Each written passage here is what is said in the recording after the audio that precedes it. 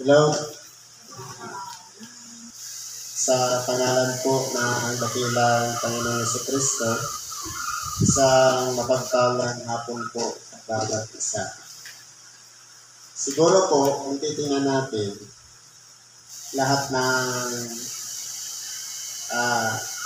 nakasulat doon sa dalawang sitas, pinalakay na lahat. Kaya sabi ng iba, kawawa naman yung mahuhuli, wala na. Kumbaga, tigang-tiga na. Pero, ang kapangyarihan ng Espiritu Santo po, walang hanggan. Kaya, marami pa pong mga ipagkakalog na mensahe ang ating dakilang Panginoon. Related po sa mga sitas. Ngayon po, sa mga baguhan, dito po, bago ipinagkakalog ang pagtutulungan o gamutan, unang-unang ipinapahayag ang pangangaral ng tinatawag na salita ng Diyos. Sapagkat, kung ang nais natin matulungan tayo para kumaling ang ating karamdaman, kumbaga yung lakas na puwersa na nagtulak sa atin para makarating dito, ito po yung tinatawag na pananampalataya. Pagtitibayin palalo ng Ibanghilyo para kung meron mang mga haka-haka o nagpagdududa na akala ko ba gamutan pero bakit ipinangangaral ang salita ng Diyos? Gagaling ba ako? Kaya po, una po, ang karamdaman, kapag tayo po ay nasa ilalim ng sakit o karamdaman, nasa influensya po tayo ng mga mababang espiritu. Kapag tayo po inilalagay natin ang ating sarili sa pakikinig ng salita ng Diyos, lumalayas ang mga masamang espiritu. Kaya, yung physical na karamdaman, o yung problema o diferensya ng ating physical na katawan, madali na pong gamutin. Dahil wala na yung espiritu na nagpapahirap sa atin. Yun po yung mga masasamang espiritu. Ang karamdaman po kasi, o sakit, espiritu yan. Sabi niya, espiritu ng sakit. Halimbawa, ang isang tao bulag, mayroon niyang espiritong bulag na nasa kanya. Halimbawa, ang espiritu ay piping espiritu din ang nasa kanya. Kaya po, kapag nakinig ng Ibanghilyo, at nagsisi at nagbalik loob sa Diyos, lalayas yung masamang espiritu, tayo na po yung nandidiyan. Tatanggapin natin sa ating sarili at hindi tayong tawad, gagaling na po. Yan po ang importante, kaya ipinangangaral ang salita ng Diyos. Ngayon, tungkol naman sa mga bata, siyempre, paano naman wala pa naman pananampalataya ang bata? Siyempre yung magulang. Kapag malakas ang pananalig ng magulang, kasama na po yung anak. Kasi yung mga bata, wala pa po yung kasalanan. Walang muwang. Unless, kung ang magulang, bata pa tinuturoan na ng awayin, padila-dila, lalaki yan, palaway. Kaya, dapat turuan natin butihan asal. Dahil ang bata, nag-iipon pa lang yan ng mga matututunan nila. Kaya kung mali yung turo, kalalakihan nila mali din. Ngayon po, tapos tayo dito sa mga sitas. Ang una po, ayon sa sulat ni Apostol Santiago sa Kapitulo 3, versikulo 1 hanggang 12. Ang sabi ko, ganito, kung babaybayin natin word for word. Sabi dito, huwag maging guro ang marami sa inyo, mga kapatid ko. Yamang nalalamang tayo'y tatanggap ng lalong mabigat na hatol. Ano pong ibig sabihin ito?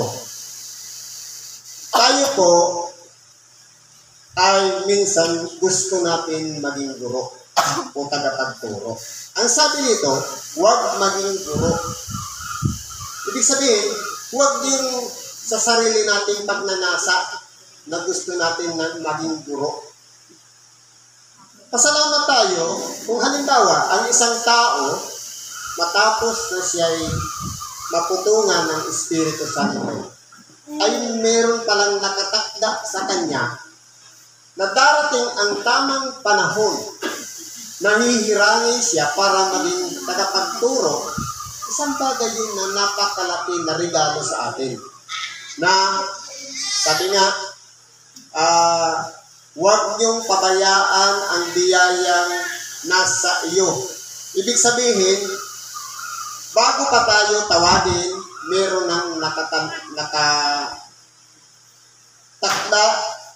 na meron na talaga tayong biyaya na nasa ating sarili. Sa pamamagitan ng pagpapatong ng kamay, kumbaga, na-energize po yun, nakukonsagra. Kaya, doon na lumalabas kung ano talaga tayo. Kung tayo po ay karapat-dapat talaga na dahil noon pa, hindi pa tayo tinatawag, guro na talaga tayo, kahit sa ayaw natin sa gusto, talagang guro talaga ang kalalabasan natin. Pero dito, sinasabi, huwag maging.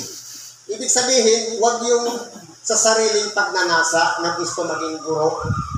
Dahil, yun po, sa sarili lang na sarili manggagaling ang lahat ng ituturo. Pero kung yan dati ng guro, na hindi pa nahihirang, pero guro na talaga siya mula pa ng isilang ng kanyang ina, yan po talaga ay tinatawag ng mga nakatakda. Kaya, ang ibig sabihin po nito, huwag maging guro.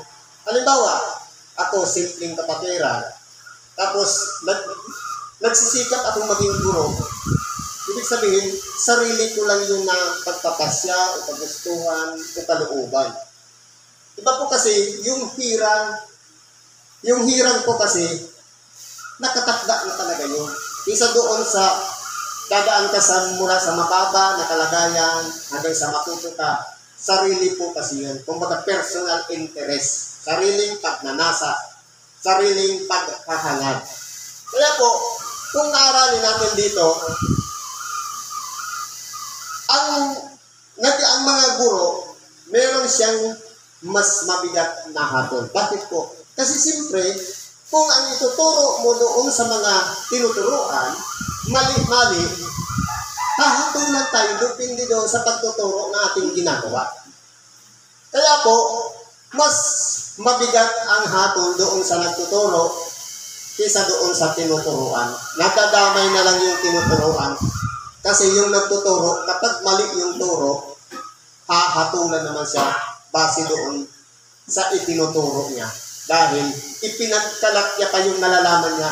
Halimbawa, nababasa lang naman natin sa mga sabi-sabi ng tao, tapos ituturo natin sa ating kapwa, hindi naman pala yun mula sa kasulatan, o hindi naman pala kalooban ng Diyos, tapos pinagpapaniwala natin yung mga tao na sasabihin natin, halimbawa, kapag may patay, huwag kang maliligo, huwag kang magwawalis.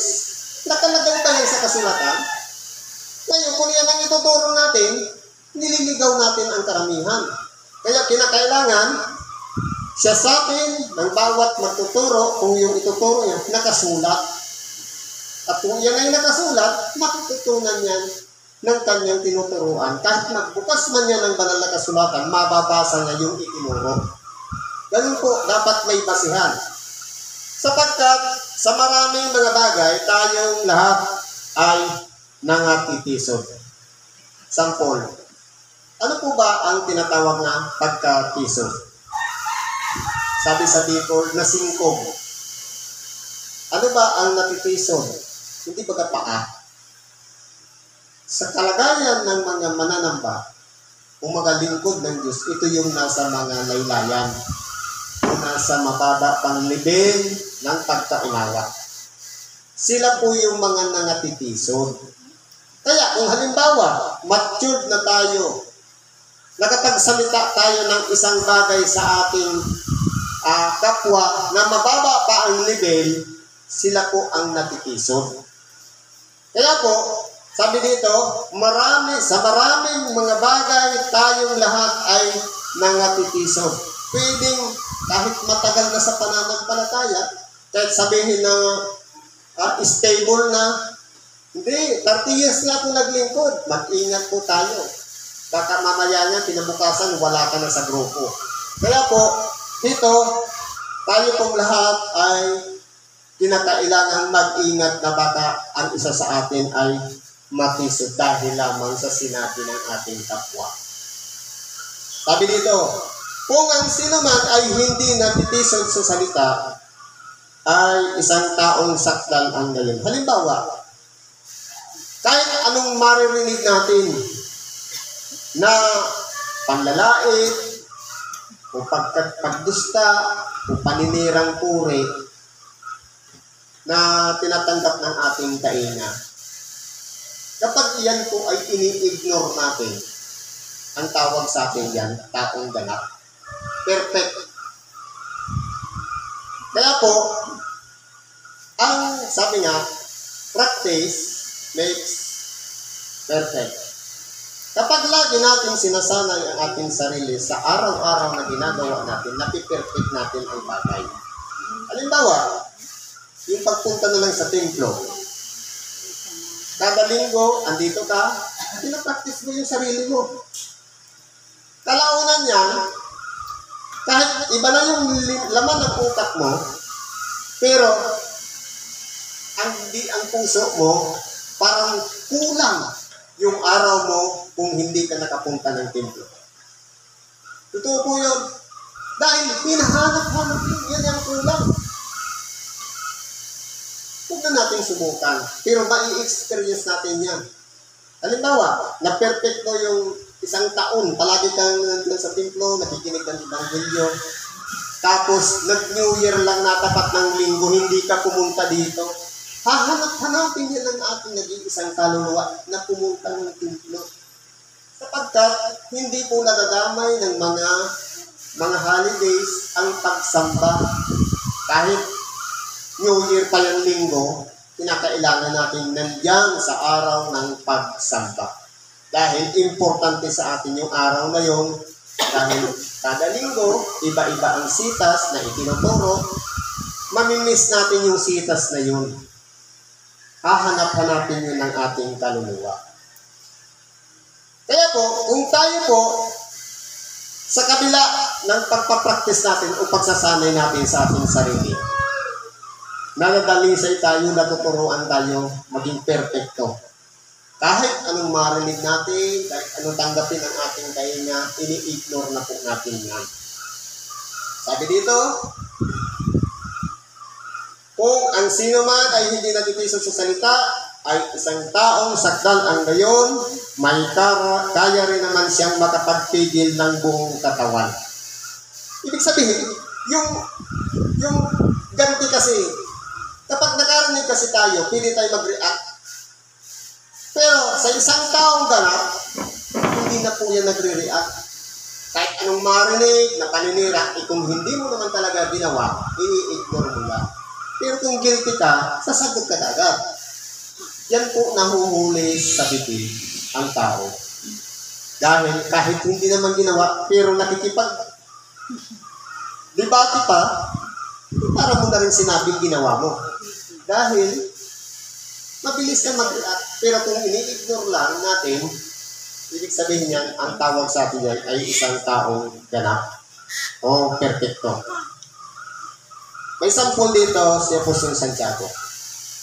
Kung atin ngang inilalagay ang mga preno ng kabayo sa kanilang mga bibig, upang tayo talimahin, ay ibinabaling din naman natin ang kanilang buong katawan.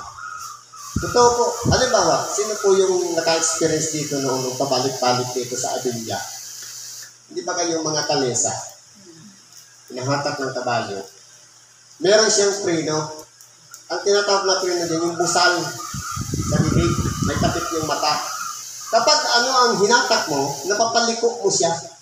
Kapag hinila mo siya pakaliwa, liliko siya sa kaliwa, kahit hindi niya nakikita ang dadaanan niya. Ganyan po, kung yung kabayo, na iba yung nagmamanage, iba yung nagbibigay ng direksyon, napapasunod nga natin. kaya rin kaya natin pasunodin ang ating katawan? Sa pa, halimbawa, narito ang mga daong naman. Bagamat lubhang malalaki at itinutulak ng malakas na hangin, gayon may sa pamamagitan ng isang lubhang maliit na ugit ay napapabaling kung saan ibig ng taga-ugit. Doon naman sa mga barko, tawag sa atin, vapor, barko, o daong, kahit ano pa yan, kahit bangka pa yan.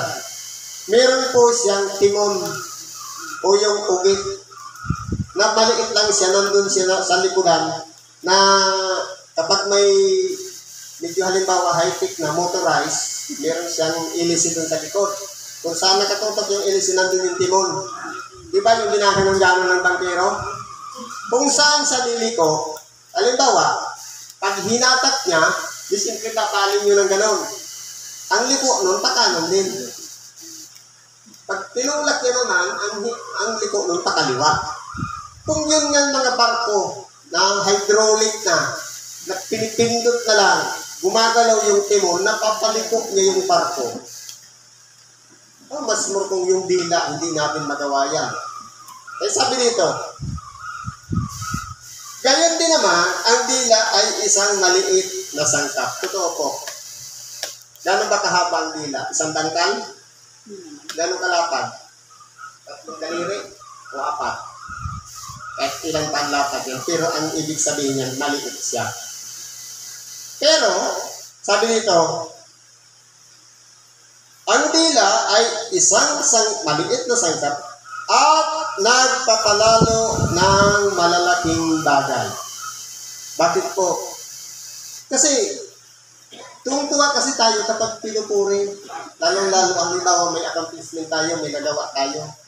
Hindi, kung wala sa akin, hindi yan magagawa. Hindi ba ga? Meron nga akong experience din sa templo na kung hindi ako naging pangulo, walang magiging ganyan. Sabi ko, paano yung nagsuporta ng financing? Na nagbigay o pantustos, panggastos, pambili ng hollow blocks, pambili ng mga kabilya o bakal, simento at kung ano pa, kung wala naman nagsusuporta, hindi po maitatayo ang templo.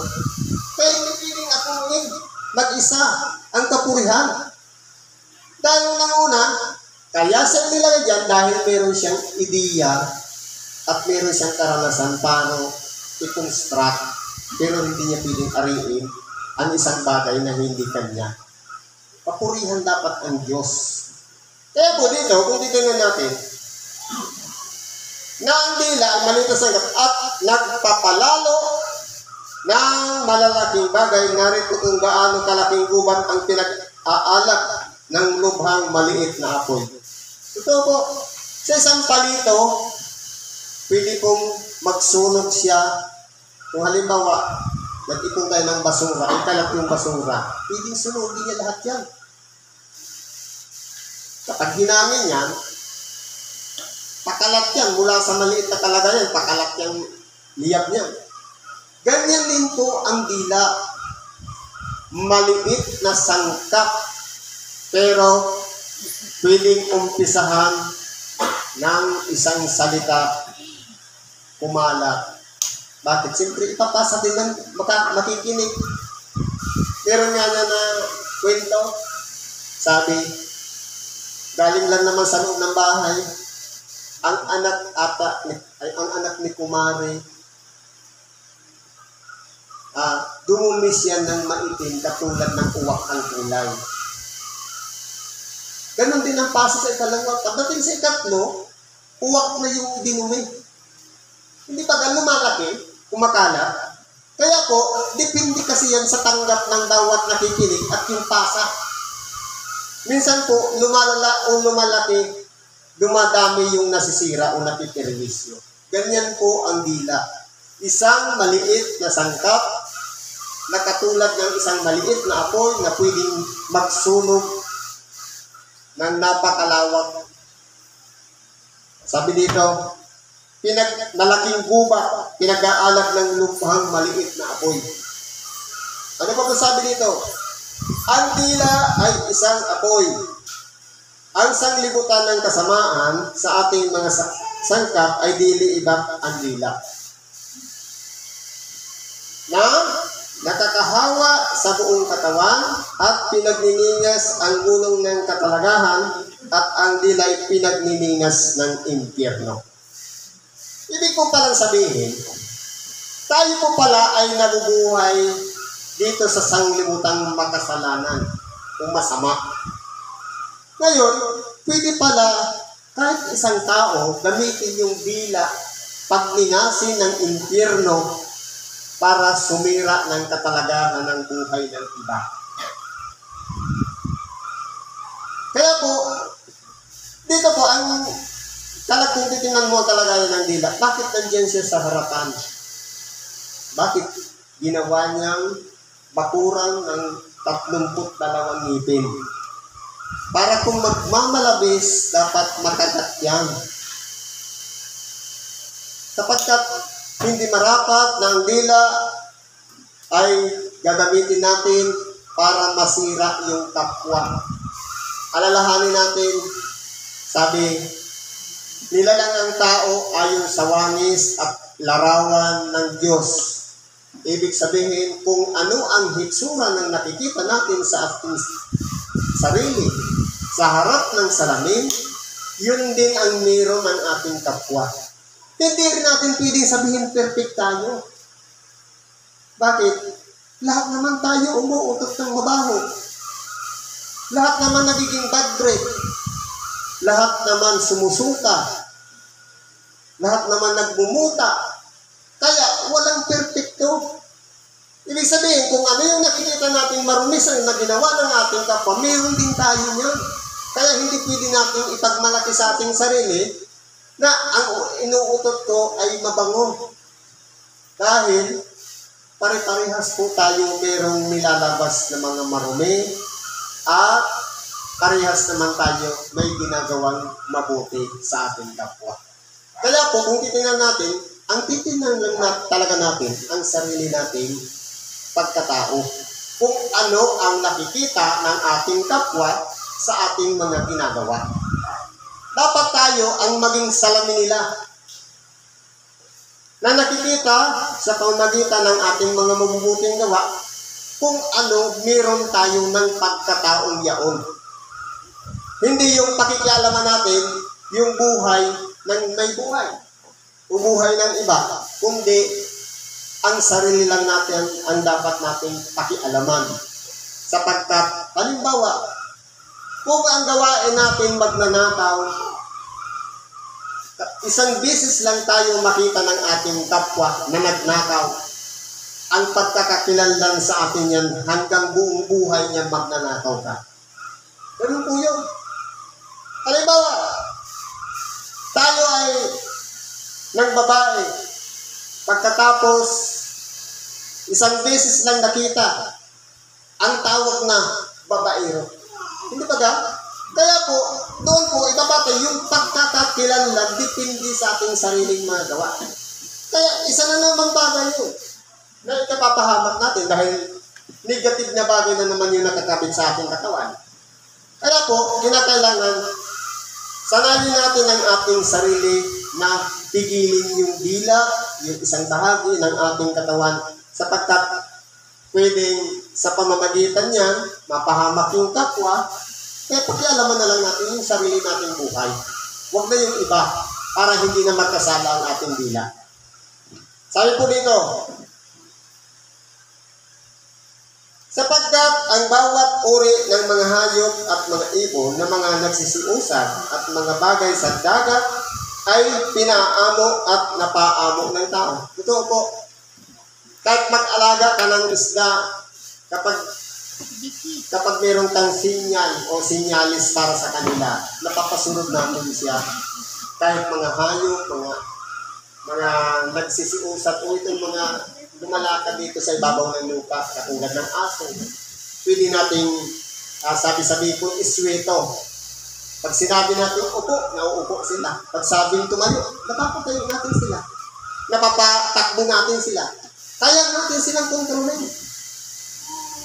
Kung maalala natin si Adam, lahat ng hayop siya nagbigay ng pangalan. Kaya niyan pasunodin lahat. alalahanin na lang natin si Noe.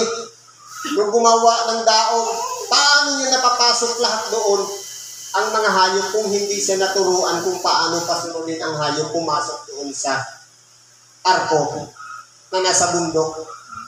Ibig sabihin, may kakayahan ang tao para sumunod ang hayop. Meron tayong kapangyarihan sa pamamagitan lamang ng bibig. Magagawa natin, magagaya natin ang kanilang mga huni. Hindi natin silang tawagan. Sabi mo dito, datapot ang dila ay hindi napaamo ng sinumang tao, isang masamang hindi nagpapahinga na puno ng lasong na tamamatay. Totoo po.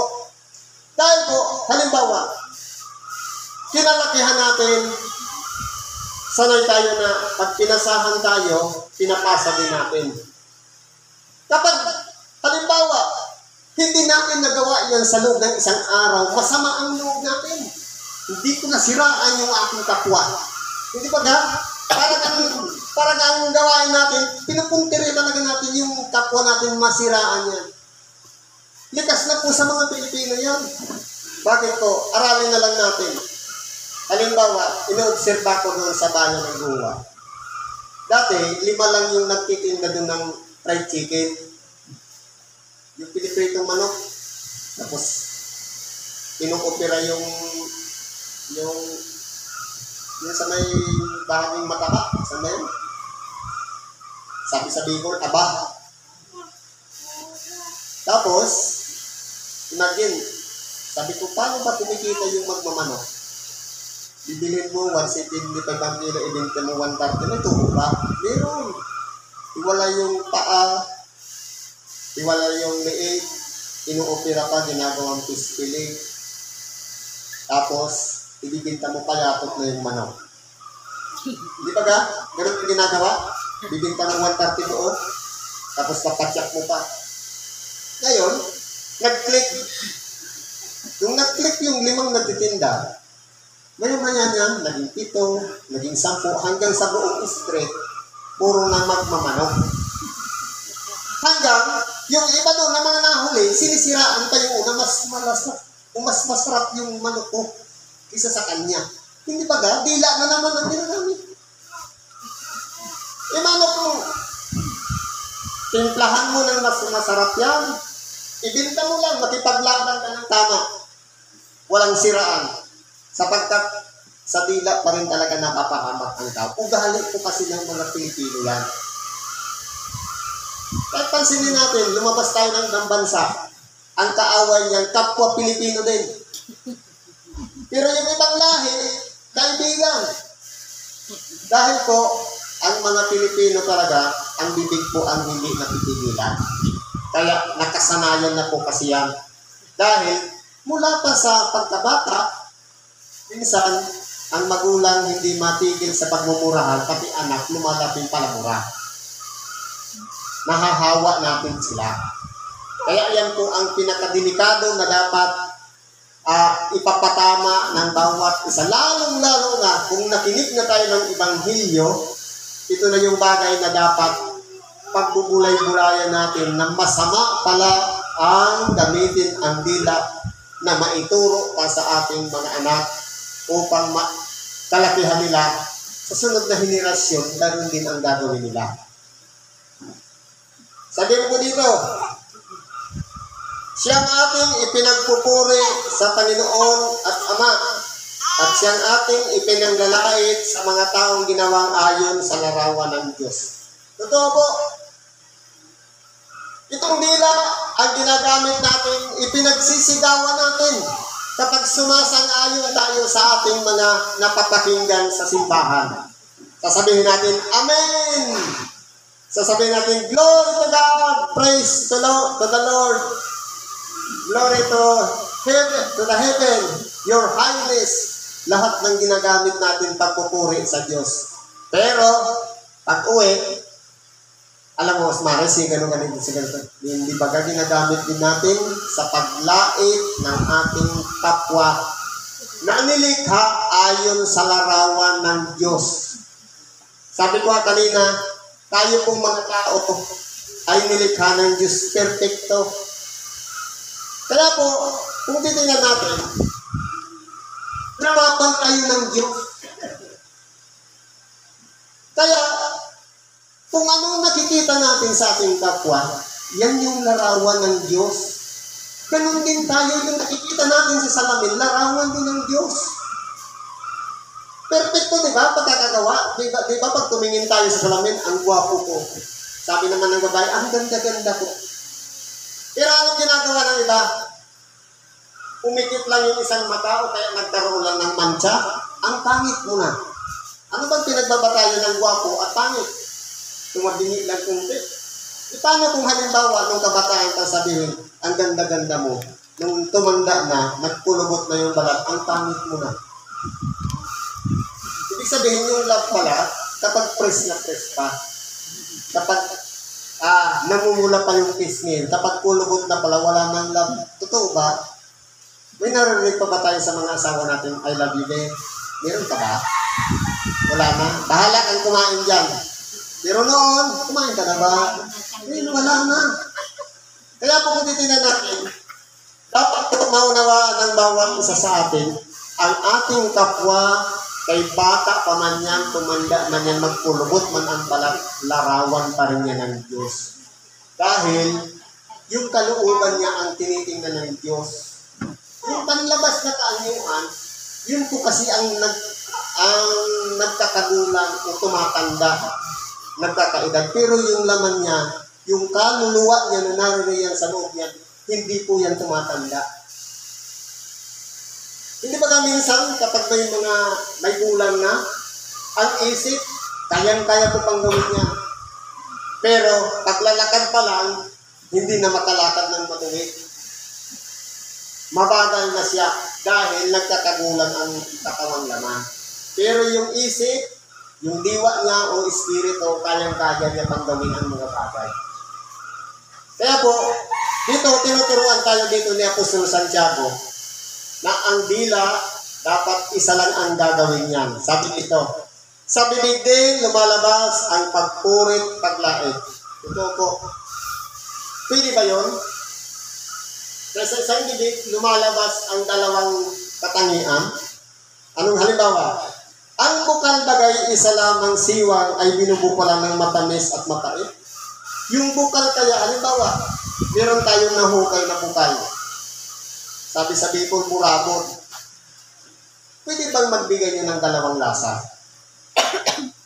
Sabi dito, matamis at mapait. Pwede kayong lumabas ng dalawang lasa?